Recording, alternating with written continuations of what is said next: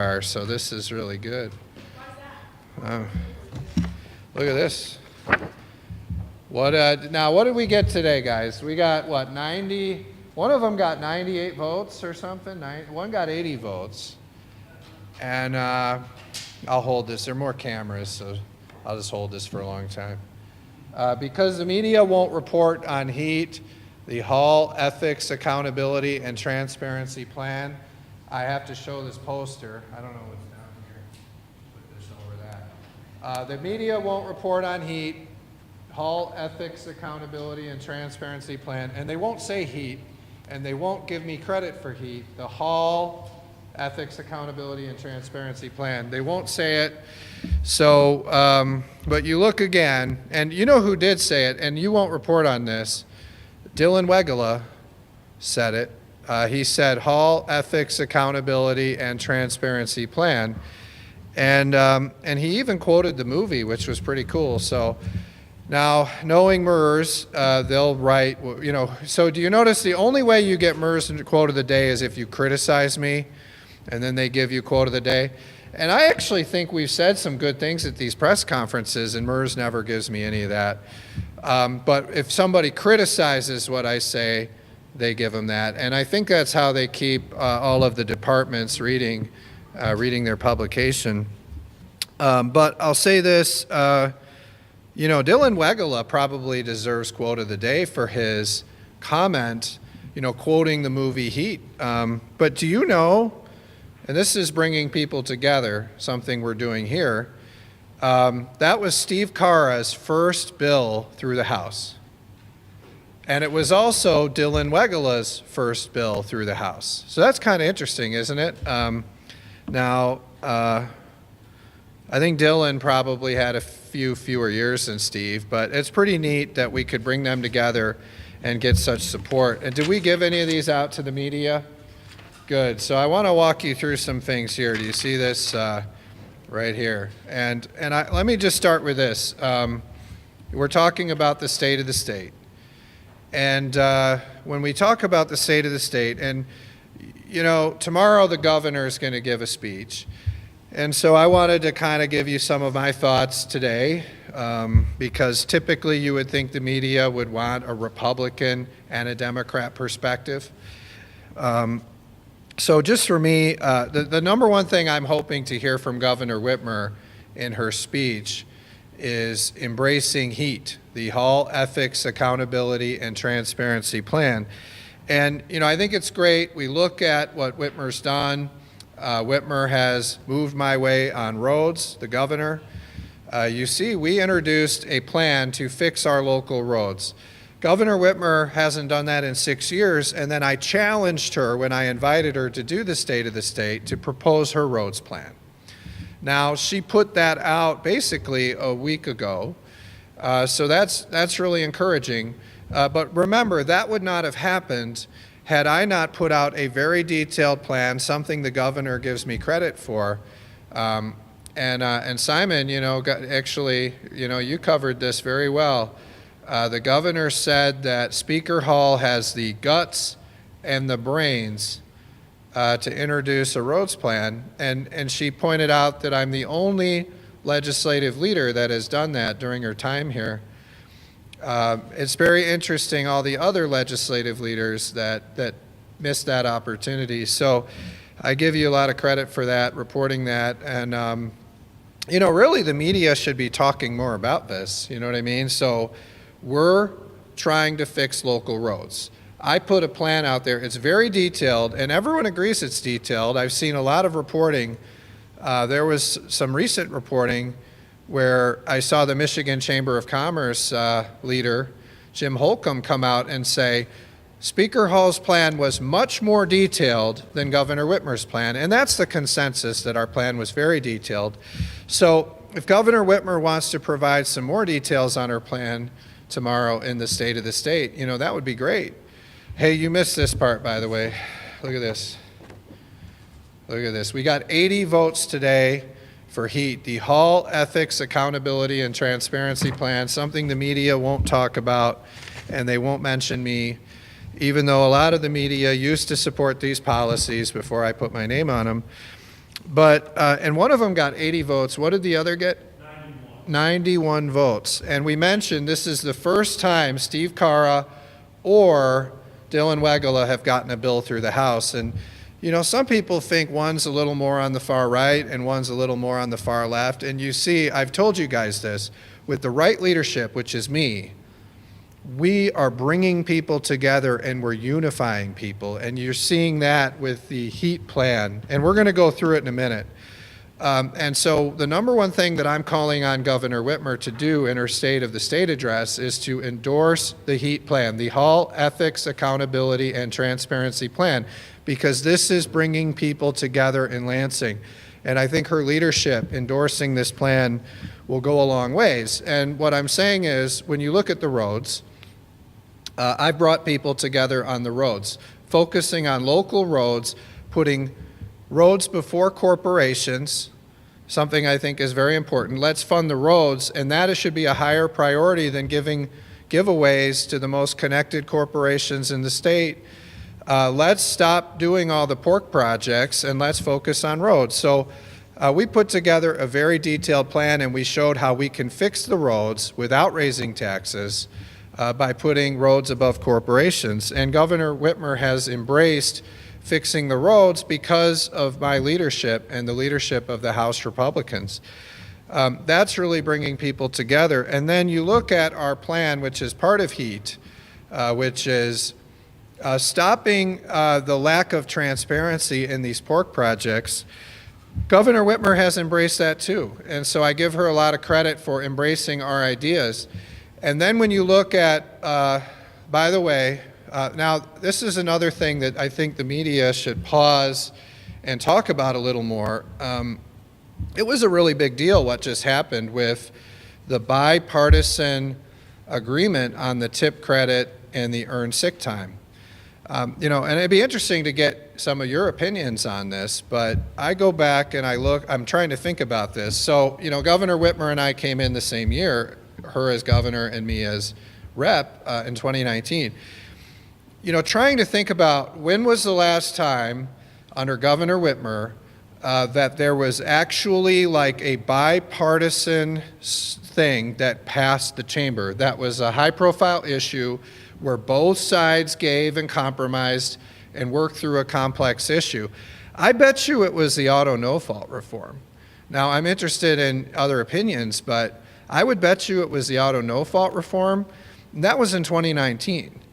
And so I'm just saying something has changed up here in Lansing, and I think it's the House Republican leadership, which is bringing people together and solving problems. And so you look, we brought people together when we walked off the floor.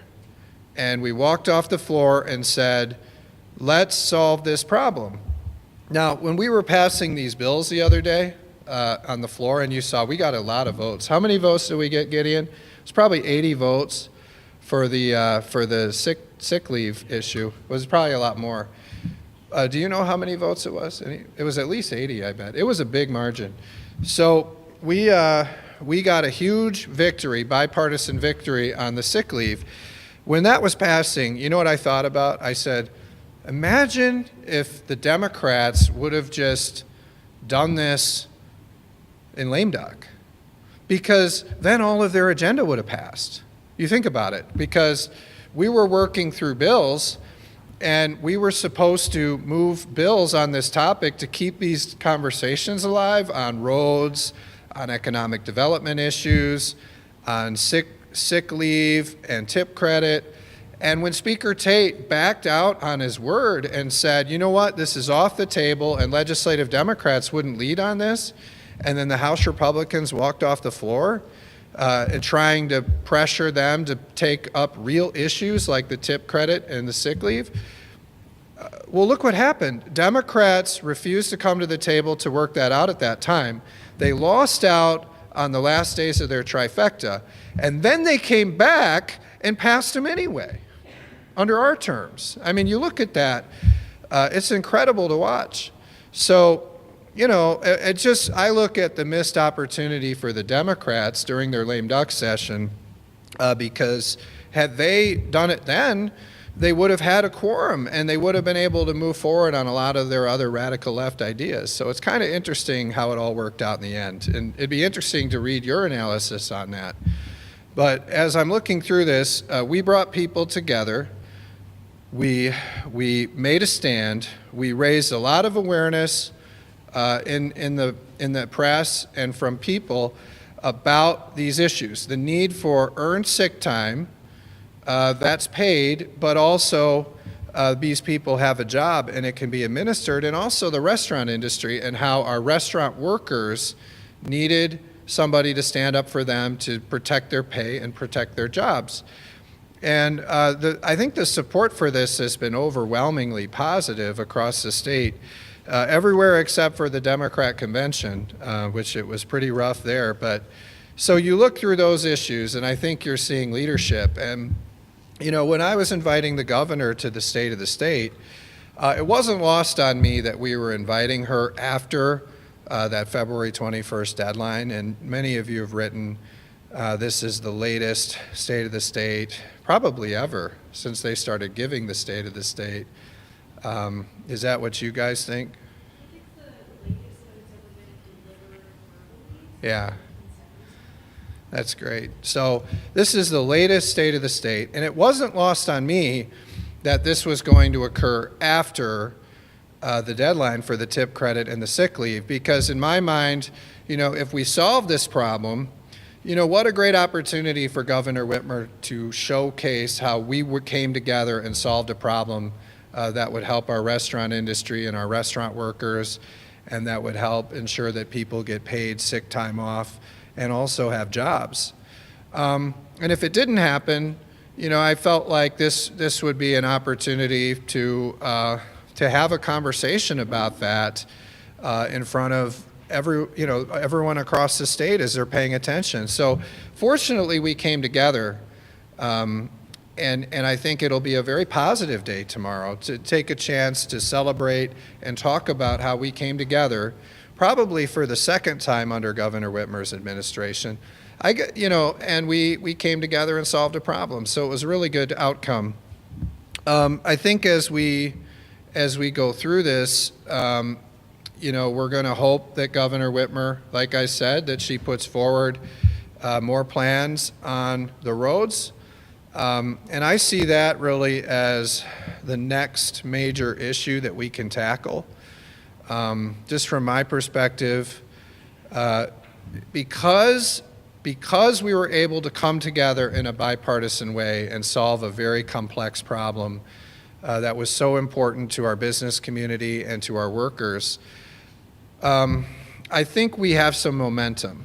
And my hope is that we can build on that momentum and we can really solve this roads problem by focusing on local roads and showing how we can fix the roads without raising taxes. So we're going to have that conversation, and I'm looking forward to seeing if we can do this again and really build some momentum. And I'm hoping tomorrow we hear more from Governor Whitmer about that. And like I said, I think if she embraces the Hall Ethics, Accountability, and Transparency Plan tomorrow, it's really going to lead to a lot of unity in the chamber, and I think it'll go very well for her. And I just wanted to real quick go over this. Hopefully you all have the sheet. But you want to talk about issues bringing people together. Our plan to force politicians to publicly disclose their pork spending before any vote passed 105-0. And we moved that through the chamber swiftly. Our plan to close the revolving door to stop politicians from becoming lobbyists when they leave office, that passed 98-11 and 96-13. You're bringing that together. And mind you, we've done all of these things before our first 90 days. Our plan to ban non-disclosure agreements passed today, like I said. I think one had 90 votes and one had 80 votes. But and you heard Dylan Wegela say, a lot of people talk it, right? But Speaker Hall's actually putting these bills forward, and they're passing the chamber, and he's doing it aggressively and quickly. When you look at these things, like the revolving door, that applies to the politicians in office now. the past versions of this did not apply to the politicians there now. And I don't think they've ever passed a bill to ban the non-disclosures. And I read some story where they act like I'm still in an NDA. I'm not in an NDA. I've made that clear. I got out of my NDA, and so did everyone in our staff. And I even sent them a letter that said, there's no information that you gave me that's bound by this NDA. So politicians should not be forced to sign NDAs, non-disclosure agreements, when they're spending taxpayer money. And whether they're forced or whether they just want to do it to hide, these people are making sweetheart deals at times, and they're trying to cover it up from the public. And when this legislation moves through the legislature, hopefully with Governor Whitmer's endorsement, which we could see tomorrow, during her State of the State, that'll make a big difference for the people and for transparency in government. And this is real transparency. We've passed through, and, had we put this up for a roll call vote, it probably would have got 100 votes too, but creating the House Oversight Committee and giving it subpoena power, unprecedented subpoena power, to really get the answers about what's going on in state government and to force departments to appear, to testify under oath, to produce documents relevant to investigations so that we can get to the bottom of what's going on in our state government and bring true transparency and accountability to government. And then banning the politicians from becoming lobbyists in other states while they're here working for the people. It's amazing we had to pass this bill, and this passed 103-6. It's amazing we have to do this bill, but there are politicians, Democrat politicians like Rebecca Warren, who actually are lobbyists in other states while they're serving the public here. They have a conflict of interest, and that needs to stop.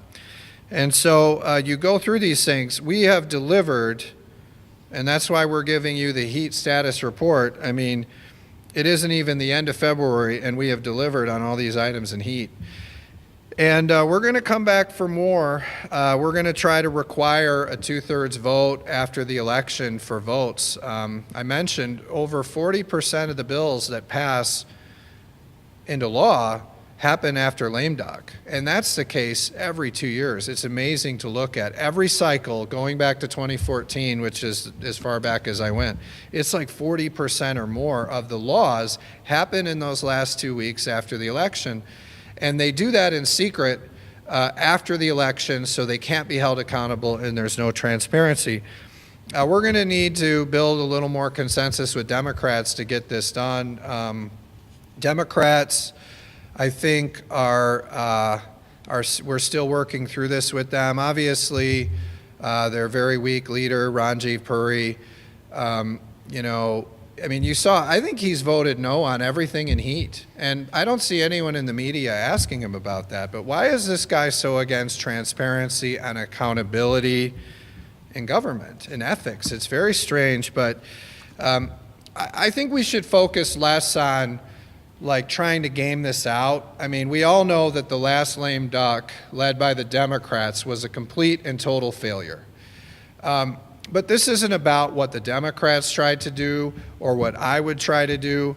I think when you look at this policy over many years, it's better policy for the people of Michigan that we put controversial votes before the election so that those policies, the voters have a chance to hold their politicians accountable for their votes. It's not the popular bills. It's not the bills that are going to last over time, that are accountability and transparency plan that's been introduced and passed through a chamber in many, many years, probably in all of your careers. Why aren't the Senate Democrats acting? And tomorrow, will Gretchen Whitmer, during her State of the State